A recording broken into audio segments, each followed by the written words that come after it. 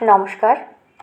আজকে পাঠ করতে চলেছি লেখক নিহার রঞ্জন গুপ্তের লেখা একটি ছোট গল্প আকস্মিক। সঙ্গে থাকুন। কথা হচ্ছিল আমাদের এক বন্ধু বিভূতিকে নিয়েই। প্রায় 10-12 দিন আমাদের আড্ডায় সে অনুপস্থিত, কোনো খবরাখবর নেই। অথচ দলের মধ্যে সেই বেশি আড্ডাবাজ। রোজকার মতো আমরা আমাদের ক্লাব ঘরে এসে সেদিনও সন্ধ্যায় জমায়েত হয়েছি এবং কখন যে আকাশ ভেঙে মুষলধারায় বৃষ্টি নেমেছে টেরও পাইনি। খেয়াল হলো রাত 9:30 নাগাদ। এবারে বাড়ি ফেরার দরকার, কিন্তু দরজা খুলতেই যে দৃশ্য চোখে পড়ল তাতে সঙ্গে সঙ্গে আবার দরজাটা বন্ধ করে দিতে হলো।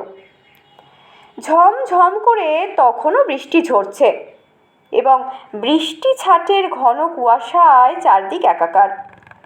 সমস্ত গলিটা জলে ডুবে গিয়েছে।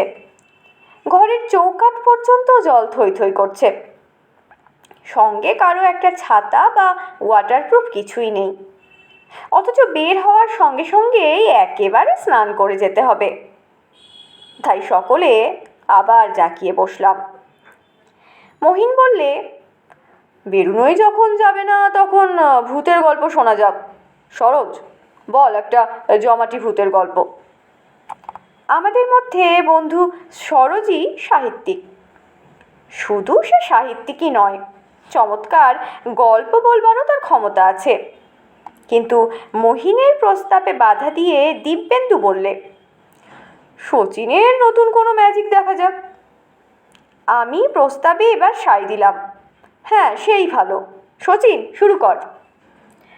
আমাদের দলের মধ্যে শচীন অ্যামেচার ম্যাজিশিয়ান না হলেও ম্যাজিকে সত্যিই তার বাহাদুরি ছিল। আশ্চর্য রকমের ম্যাজিক এক এক সময় আমাদের দেখিয়ে সে কতদিন তাক লাগিয়ে দিয়েছে। ঘরের এক কোণে একটা চেয়ারে বসে শচীন আপন মনে একটা সিগারেট টানছিল। আমাদের প্রস্তাবে সে বললে, ম্যাজিক দেখাবো তা জিনিসপত্র কোথায়? ঠাট্টা করে সরোজ বললে, জিনিসপত্র না হলে ম্যাজিক দেখাতে পারবি না, তবে কিসের ছাই তোর ম্যাজিক? ঠিক আছে, শুধু হাতেই দেখাবো। সকলে উৎসাহিত হয়ে উঠলাম। ঘরের আলোটা নিভিয়ে দে, শচীন বললে। আলোটা নিভিয়ে দিয়ে একটা মোমবাতি জ্বালিয়ে টেবিলের উপর রাখা হলো। শচীনের কথা মতো তাই করা হলো।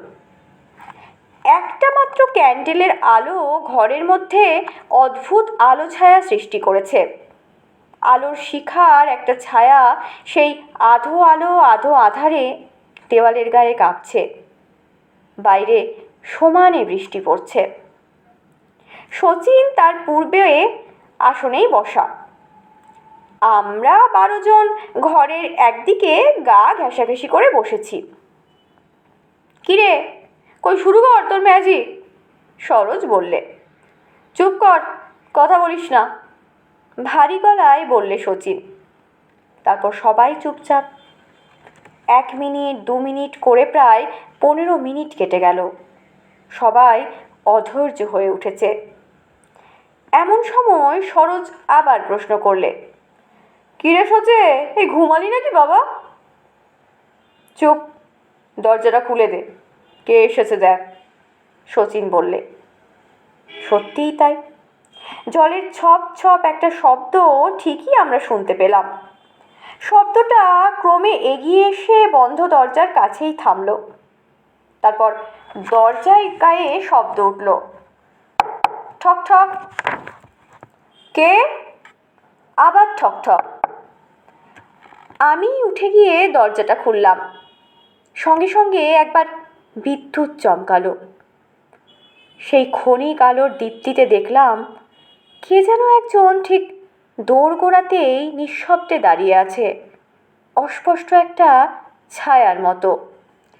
কে? কিন্তু আগন্তুক আমার প্রশ্নের কোনো সাড়া দিল না। খানিকটা জমাট কুয়াশার মতোই যেন পাশ কাটিয়ে ঘরে ঢুকতেই আমি দরজাটা যেমনি বন্ধ করেছি, সঙ্গে সঙ্গে দমকা হাওয়ায় ঘরের একটিমাত্র ক্যান্ডেলের আলোটিও নির্বাপিত হলো। মুহূর্তে নিশ্চিদ্র অন্ধকার চারদিক গ্রাস করল। এবারে শচীন প্রশ্ন করল, তুমি কে? আমি বিভূতি। চাপা দীর্ঘশ্বাসের মতো স্বাভাবিক গলায় সাড়া দিল, বিভূতি? কে বিভূতি? বিভূতি চক্রবর্তী। হাত বাড়িয়ে দরজাটার ঠিক কাছেই দেয়ালে আলোর সুইচটা টিপলাম। খট করে একটা শব্দ হলো মাত্র, কিন্তু ঘরে আলো জ্বলল না। আর ঠিক সেই মুহূর্তেই মনে হলো কে যেন ঠিক আমার পাশেই দাঁড়িয়ে একটা দীর্ঘশ্বাস ছাড়ল। নিজের অজ্ঞাতেই দুপা পিছিয়ে একেবারে দেওয়াল ঘেঁষে দাঁড়ালাম। ভয়ে তখন আমার গলা পর্যন্ত যেন শুকিয়ে উঠেছে। হঠাৎ এমন সময় মনে পড়ল, আরে বিভূতি, বিভূতি চক্রবর্তী আমাদের বন্ধু।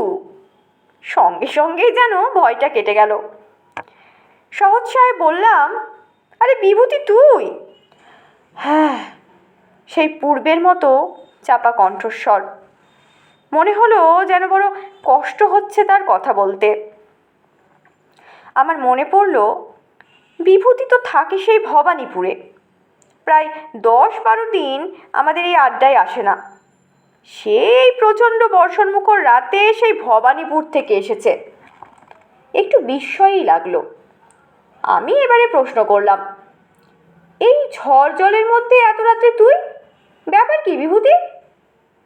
বিভূতি আমার প্রশ্নের কোনো জবাব না দিয়ে শচীনকে সম্বোধন করে বললে, শচীন, আমাকে তুই ডাকছিলি কেন?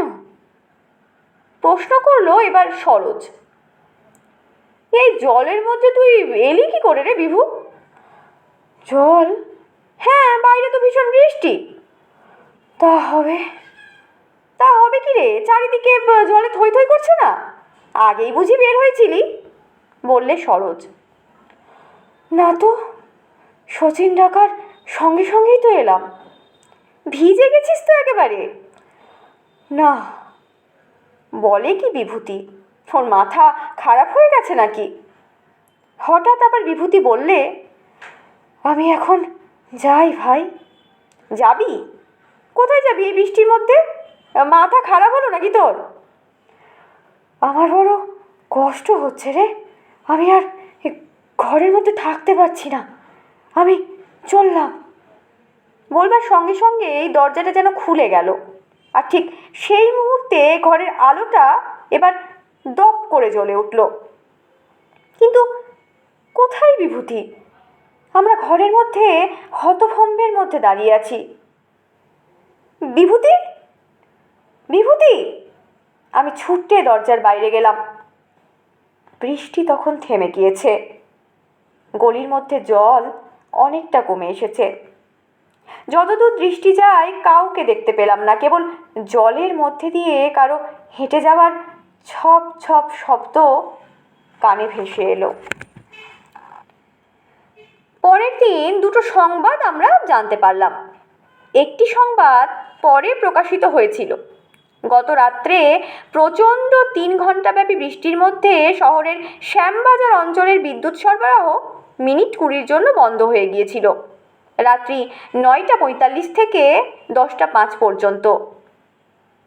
আরেকটা খবর, গত রাত্রের দিন কয়েক ভোগবার পর নাকি টাইফয়েডে আমাদের বন্ধু বিভূতি চক্রবর্তী সেদিন রাত 9:30টায় মারা গিয়েছে। তারপর কতদিন কেটে গিয়েছে, কিন্তু সমস্ত ঘটনাটা আজও অস্পষ্ট হয়ে আছে। তবে স্বীকার করতে পারিনি যেমন ব্যাপারটার মধ্যে শচীনের কোনো ম্যাজিকের কেরামতি আছে, তেমনি এও স্বীকার করে নিতে মন চাইনি যে ব্যাপারটার মধ্যে কোনো কিছু ভৌতিক ব্যাপার সত্যিই আছে। কারণ যা ঘটেছিল তা বর্ণে বর্ণে সত্যি।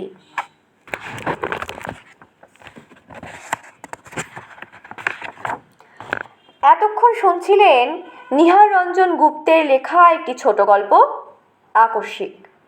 গল্পটির পাঠ এখানেই শেষ হলো। ধন্যবাদ।